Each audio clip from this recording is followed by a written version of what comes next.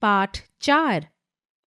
उ ऊ उ उपवन, गुलाब, कछुआ, जामुन, बुलबुल।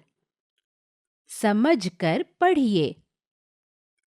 कुल, पुल, मुख, सुख, सुन, सुनार, घुटना, झुमका, कुर्ता, साबुन, जामुन, दातुन, बटुआ, सुमन, कुसुम, चुनमुन, दुल्हन, बुलबुल, गुड़हल, झुरमुट।